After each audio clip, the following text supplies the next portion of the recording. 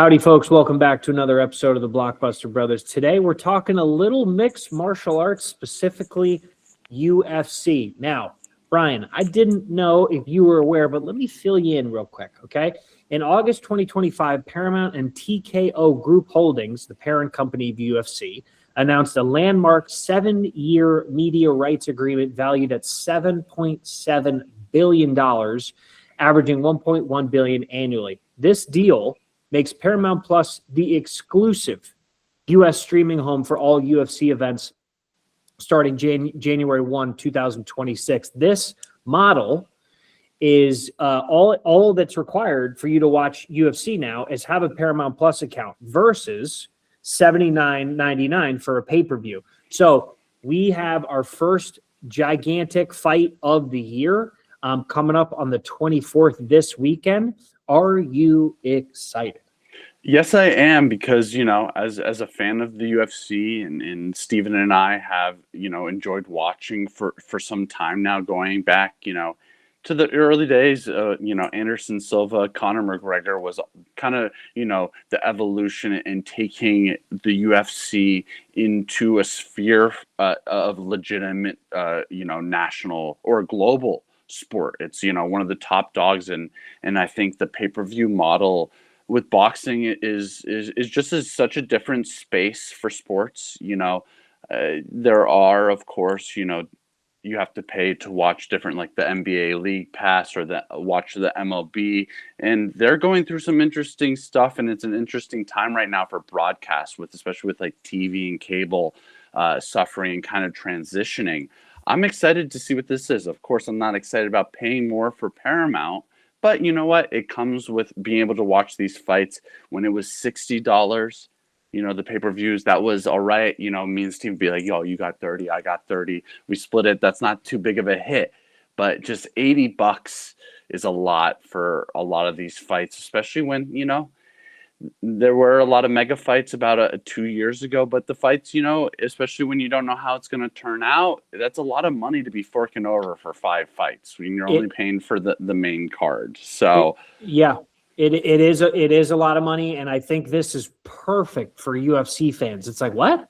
I'll just buy a Paramount Plus prescriptions, and I just looked this up. All 43 UFC events, 13 numbered plus 30 fight nights, will stream exclusively on Paramount Plus. So if you're one of these people that follows one sport and has one place, which is rare now these days, to watch all your stuff, that is a very good idea. And I'm happy about it. And yes, Brian is right, because, in recent, a lot of things are just in flux when it comes to streaming, sports, broadcast rights. We recently saw that Barstool's top podcast moved to Netflix. Oscars is going to the YouTube, and now Netflix is going to buy HBO. So stuff has just been up in the air. But Brian, tell me about this card. Are you stoked? Yeah. You have a fight you're looking at specifically? Who do you got?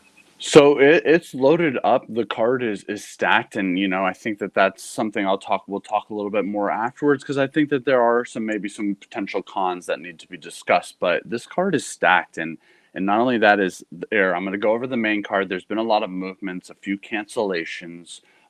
Sean O'Malley was originally not. I think he was, low down on not even co-main event.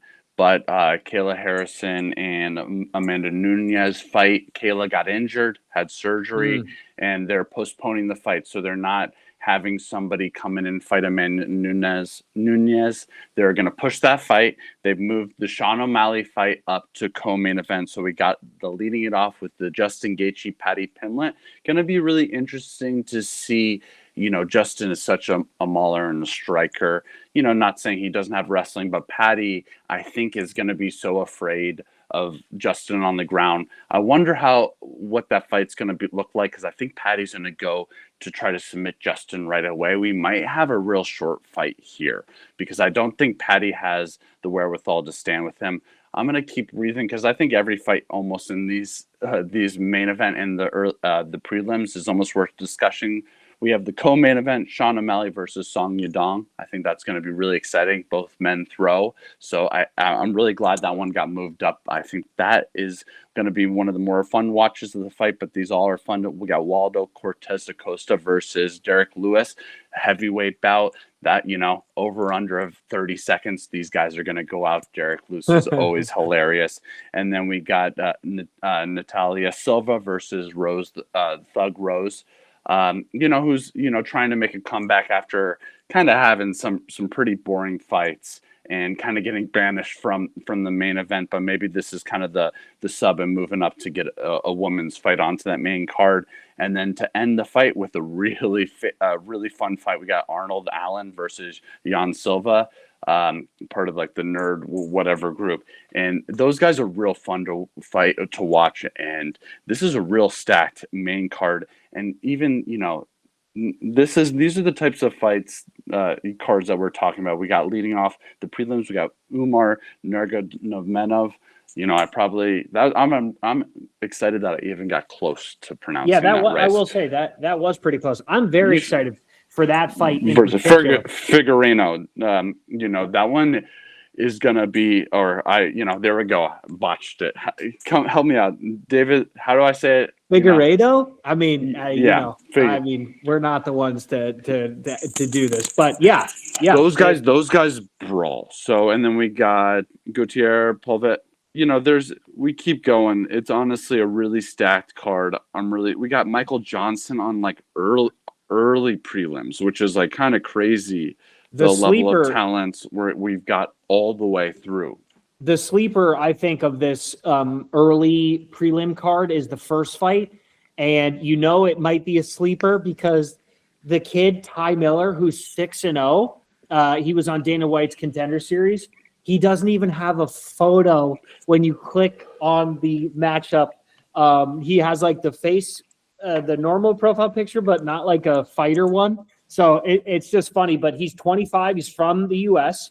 And it's very interesting that he got thrown in to this early fights with only 6 wins. I'll tell you this, Brian. I think Paddy Pimblett wins convincingly, and I think Sean O'Malley wins convincingly. Those are my 2 hot takes from it, from this card. And the Derek Lewis and Waldo Cortez one is going to be absolute fireworks. I mean, someone's getting knocked out. Those two dudes swing. So yeah, 100%. And I think some things to maybe keep an eye on in terms of, beyond the fights is how does this change production? I wonder if, this changes things in terms of what we're seeing. What they're offering in terms of, the broadcast team. So I'm interested to see if there's any sort of, transition period in terms of on that end. And also just what does this mean, for Dana White and how much he really cares? Because I think that's a hot topic, and you can kind of see him, caring more and more about gambling and a little less and less about, the UFC, and it's kind of a similar arc, ironically, to Conor. It's really hard when you've experienced all this success to keep the same fire that you had in the beginning when you're kind of starving and you're really fighting to earn your spot. And I think something to look out for, and we're going to be discussing a little bit more is we'll have another episode talking about maybe how this all turns out.